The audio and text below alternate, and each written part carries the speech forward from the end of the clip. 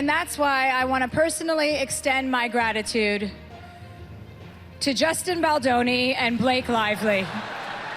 We are going to be looking at this Blake Lively, Justin Baldoni thing. Yeah, this whole legal battle. It's fascinating. It is, and we have like a stack of stuff here, like articles, legal analysis, and even some like social media threads that listeners have sent in. It seems like everyone's got an opinion on this one. Oh, for sure. So much to unpack. Yeah, and what's really interesting is how this whole thing started with a joke at an award show. Right. Like, who would have thought? A joke that kind of revealed this huge legal battle brewing underneath. So let's rewind back to February 7th, 2025. It's the Critics' Choice Awards. Chelsea Handler is on stage. Yeah, just after a pretty serious tribute to first responders in LA. Yeah, the mood is somber, and then Handler just pivots hard. She's like, so it's important in times like these to have a distraction.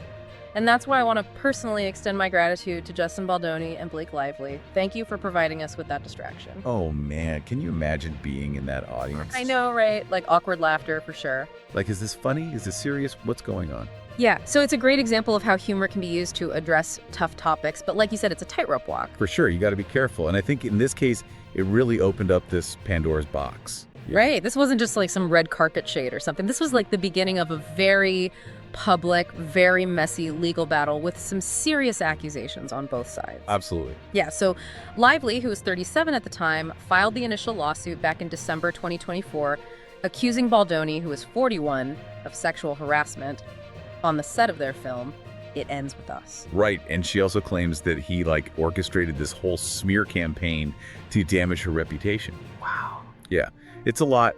And just for our listeners, so we're all clear, sexual harassment in this legal context refers to unwanted advances or conduct of a sexual nature. That creates a hostile work environment. So Lively's legal team is most likely arguing that Baldoni's alleged actions created that kind of environment on set.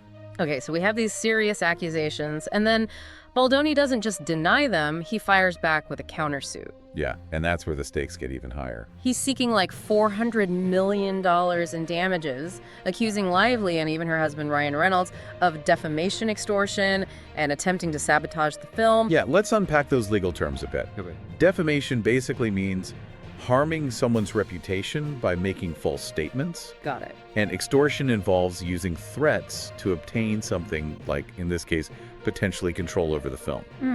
So Baldoni's lawyers are basically saying that Lively made up these accusations to try to gain some kind of leverage over him. So it's like he said, she said, but for millions of dollars. Exactly, and with Hollywood careers on the line. Yeah, it's a lot. So with so much at stake, you have to wonder what evidence each side is bringing to the table. Right, well, let's just say the evidence in this case is like something out of a Hollywood thriller. Ooh. We're not just talking about like boring legal documents. The court has a ton of text messages, emails, raw footage from the film set, and even like voice notes. Oh, wow. So like a real behind-the-scenes look. Yeah, like a digital trail of this whole drama. And then to top it all off, the judge issues this warning to both legal teams, telling them to chill out with the public statements. Yeah, like stop trying to sway potential jurors. It seems like every word, every little detail is being scrutinized and analyzed. Yeah, this is a media frenzy for sure. It's like one leaked text or a strategically timed interview could totally shift things. You know? Oh, yeah, for sure. And it's interesting to see how this whole thing is playing out in Hollywood. Right. Like, you have Chelsea Handler joking about it at the Critics' Choice Awards, but other celebs are, like, tiptoeing around the whole issue. Yeah, it's a tough spot to be in. Totally. Like Nikki Glaser when she hosted the Golden Globes a month before the joke. She didn't mention it at all. She even said, like, bringing it up would make her look biased. Right. It's Yeah. like this weird dilemma for celebrities. Totally. Yeah. Do they speak out and risk backlash or stay silent and seem like they're taking sides? It's a minefield for sure. And then you have the whole court of public opinion, which is completely divided. Oh yeah, social media is a war zone right now. Totally. Some people are like condemning Lively. Yeah, saying she's using the Me Too movement for personal gain. Right. And that she's undermining other survivors. Exactly. And then you have the other side who are fiercely defending her. Saying we have to believe women who come forward. And that we shouldn't rush to judgment.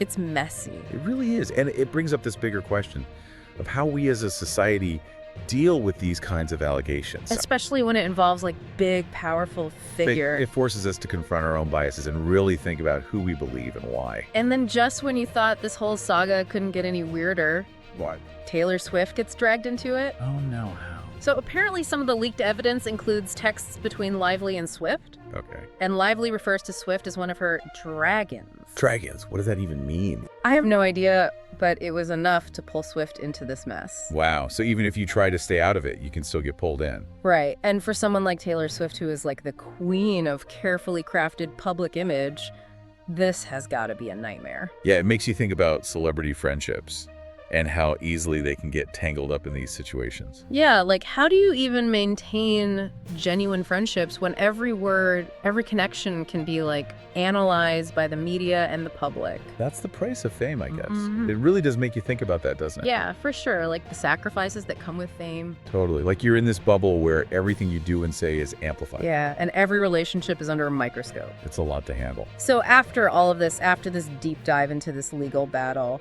what are like the big takeaways? Well, I think on the surface level, we have this really intense legal fight. Yeah, with these huge accusations. Exactly. Accusations of, harassment and smear campaigns and attempts to like ruin a film. Right, but if we go a little deeper, it reveals a lot about Hollywood itself. Yeah, like the power dynamics. Exactly.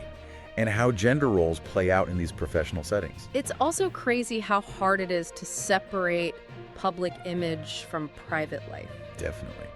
And this case really shows how blurry those lines can get. It also makes you think about how hard it is to find the truth. Yeah, especially when you have these conflicting stories flying around and the media amplifying everything. It's like information overload, and it's up to us to sift through it all. To figure out what we believe and why. So for everyone listening, what really stood out to you about this whole thing? Yeah. Did it change your view of celebrity couples or the film industry? Or maybe it made you question, like, what's real and what's not. That's the thing about these deep dives. We end up with more questions than answers. But that's okay. I think that's the whole point. Yeah, it's about getting curious and thinking critically. And realizing that these situations are never black and white. And of course, this case, it's not over. It feels like there's a new twist every week. I know, right? So we'll be keeping an eye on it for sure. Definitely. Yeah. And who knows what else might come out. Well, that's it for our deep dive into the Blake Lively and Justin Baldoni saga. It's been a wild ride. For sure. But until next time, keep asking questions and stay curious. And we'll catch you on our next deep dive.